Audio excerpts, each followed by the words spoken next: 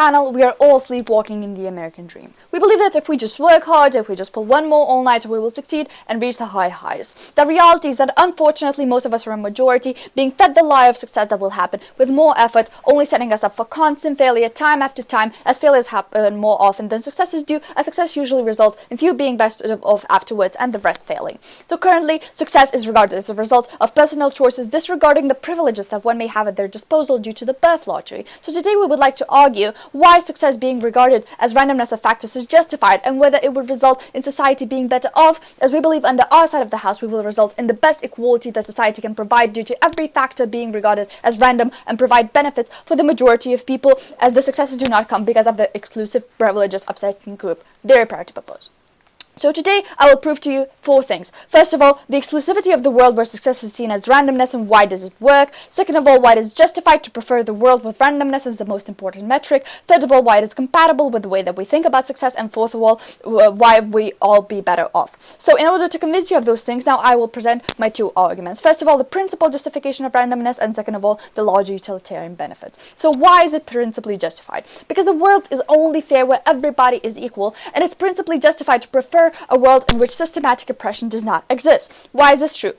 A huge role under the status quo is being played by the birth lottery. This analogy of birth lottery suggests that if fate is on your side and you're lucky enough to be born into a wealthy country, you are more likely to enjoy the great fortunes and opportunities that come from being a citizen of that country. Conversely, if you lose the birth lottery and you are born into the poor country, your life chances and circumstances will most likely suffer accordingly.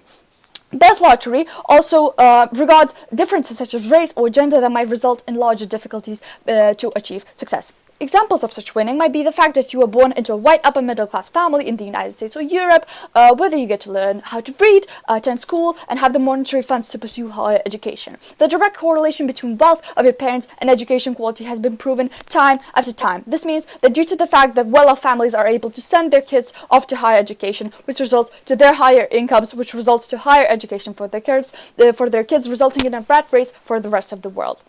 So why is this bad? The problem is that today's society we have a cult of so-called hustle culture, where our main authorities are people such as Elon Musk, where he preaches working hard and that this work will lead you to your eventual success, but completely disregard that what contributed to his personal success is the fact that he's a white male, born well into the upper middle class family with capabilities to attend school and university. So even further on, we usually find role models within our own community, resulting in insulation and furthering the power hierarchy due to different metrics for success, resulting in different tools used for success, thus again being stuck in a rat race behind the ones that won the birth lottery and can expect more from their life due to successes being easier accessed. So we argue that the birth lottery, and especially the randomness of it, decides our life in general. For example, the tools that we have at our disposal to achieve our goals directly correlates with our economic, social, geographical, and racial status, and thus, this randomness must be accounted for while evaluating successes and failures in our society. Even further on, Team Proposition would like to argue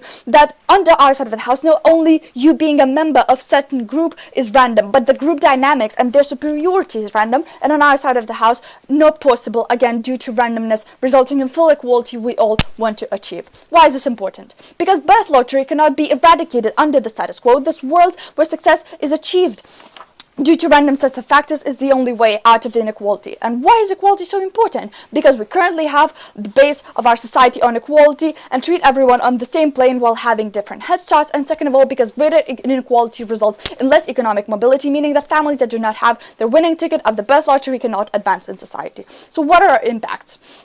We create a society where any random factor has less relevance. 2, we result in more tolerant society due to the fact that we can achieve solidarity when everyone's success is equally probable due to random factors, and we do not have to differentiate people due to the randomness, and this differentiating becomes meaningless. And third of all, we break down the glorification and the power dynamics of certain groups, meaning that unjust idolization gets put into a halt. So why does this result in larger benefits for more people? Because all people are on the same equal grounds. The successes are more dependent on individual, incentivizing work and will result in success without systematic oppression. Why is this true?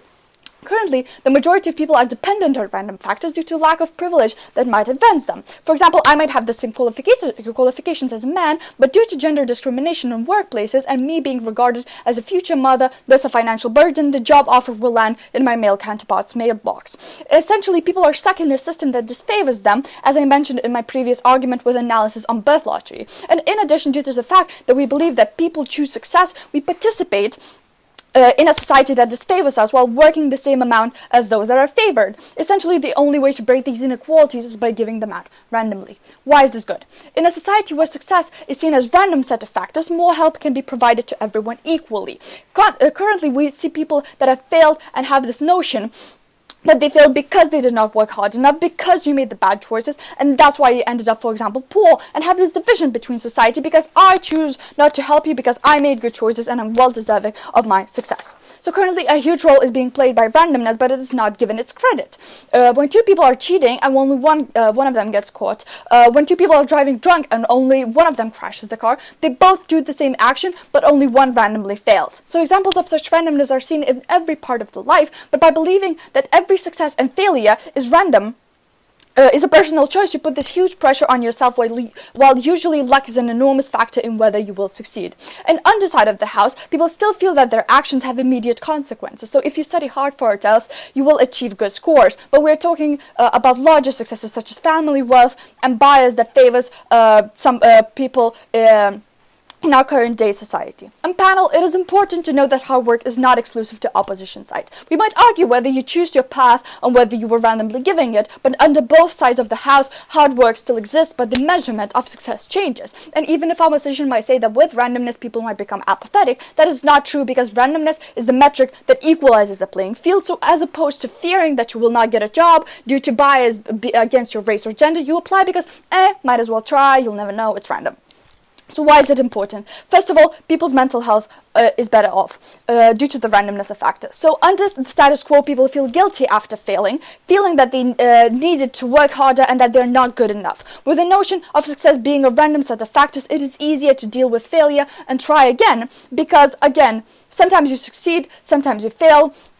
It is all random, and that is not a system present that is against you, thus eventually achieving long-term happiness and healthy work-life relationship. So essentially people are able to develop themselves more, face their actions, consequences, and personal responsibility. Well, second of all, success is more widespread. Due to equal betterment of everyone, we see more examples of success stories, especially among the majority of people who are currently worse off due to hustle culture, birth lottery, and systematic oppression. Third of all, success is seen as individual thing. Due to disparities in head starts due to birth lottery, we ascribe people to groups and tend to write off successes of individuals to their groups. So for example, if an LGBTQ politician gets elected to the parliament, we believe, finally equality is achieved, the LGBTQ person can push LGBTQ policies. While that is true, the success of an individual cannot be regarded as success of the community, and on our side of the house, we can see the full scope of people who are in any way disfavored and as opposed to assigning them to groups. And fourth of all, we can provide better help and tolerance within society. Currently, inequality is tried to be solved by implementing affirmative action and quotas, but these face backlash and still have human bias drawbacks. On our side of the house,